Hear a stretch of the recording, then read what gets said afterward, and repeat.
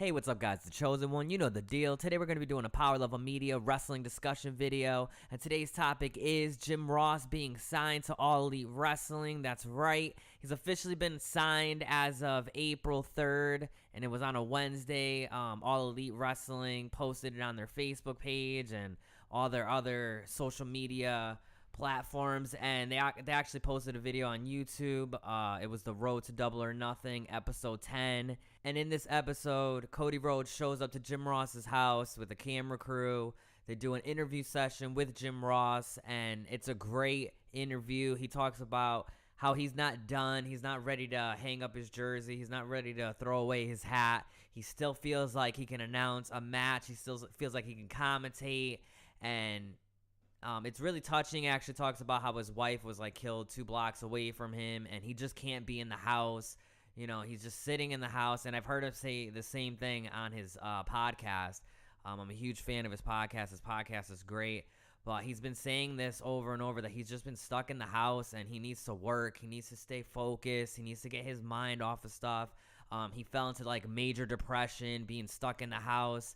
And he was signed with WWE for, I believe, 2016 to 2019. Or I might be wrong. It might be 2017 to 2019, up to just recently when his contract expired. But he's been signed to WWE all this time, and they do nothing with him. And I just don't understand why they never used him. He's one of the greatest of all time, if not the best wrestling commentary of all time, in my opinion. And they just never did anything with him. It was always Michael Cole is on Raw and SmackDown. Well, before, in 2018, it was pretty much Michael Cole was Raw SmackDown announcer. And I just don't understand why you wouldn't put Jim Ross on Raw, have Michael Cole commentate SmackDown. Just, there's too many announcers. We have so many announcers. I don't mind the SmackDown announce team because they're not that bad. But I don't know. I just feel like he should have been... he should have been somewhere in the mix. I believe he made an appearance for the Mae Young Classic, Raw 25. Jerry the King was there. They did nothing. I think they had a quick segment. I thought they were actually going to announce that whole Raw 25, and they didn't announce anything.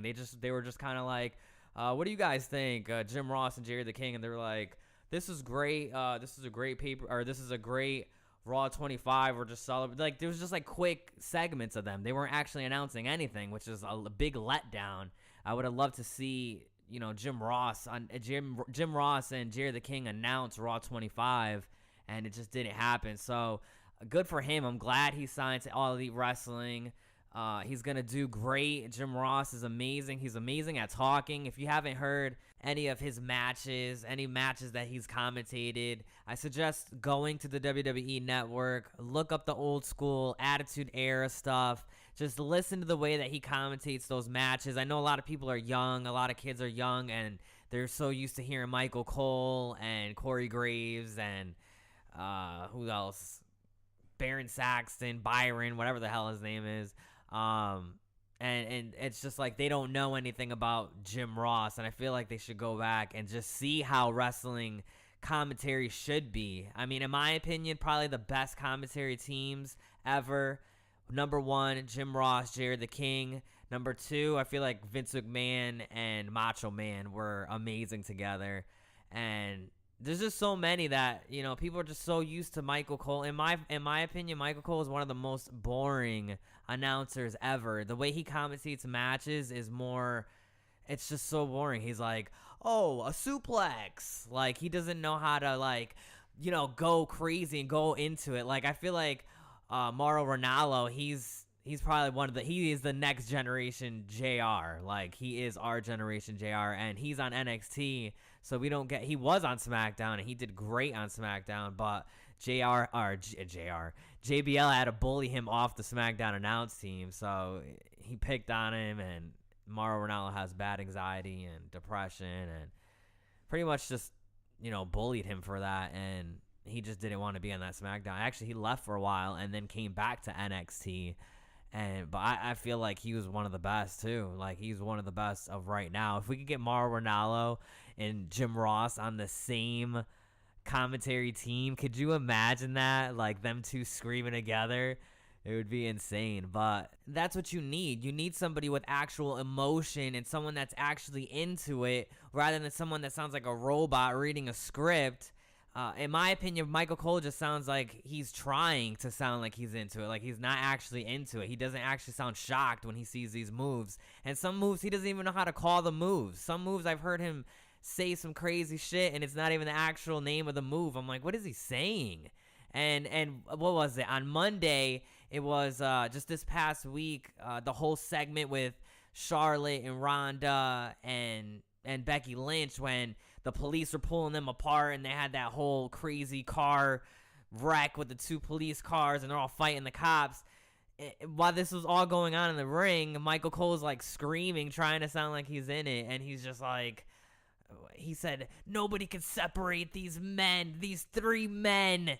And I was like, wow, this guy is horrible. Like, I don't know. And I've heard him say that. He's called women men multiple times before. Like, I don't know. Just no skill at all, in my opinion. I feel like he's more of just calling stuff and not actually being into it, rather than Mauro Ranallo and Jim Ross sounding like they're into this match and they're actually selling the match. Because you can have an epic match and you can have this insane 5-star match, and you can have a shitty announce team, and it just makes the match so boring. Like, you're like, wow, this match is so good, but this announce team is trash because they're cutting promotion for Chips Ahoy, and they're like, just advertising stuff in the middle of matches rather than actually calling the matches. It's just like, and talking about other segments when they're not actually calling the match that's on in the ring.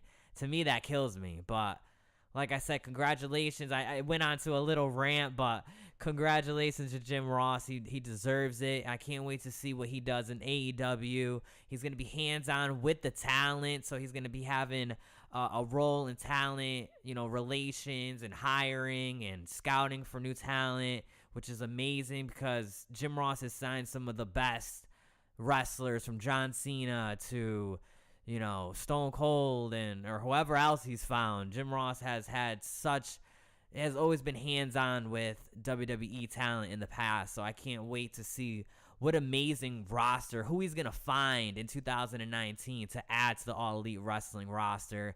He has so much to offer, and he's just not ready to give it up, and I salute that. Like, that's awesome. He's 67 years old, and he still wants to commentate in a full-time capacity, and he wants to have a full-time job in wrestling because he's a true wrestling fan, and that's amazing. So like I said, I can't wait to hear him call these matches. He's obviously going to be calling Double or Nothing, which is going to be great.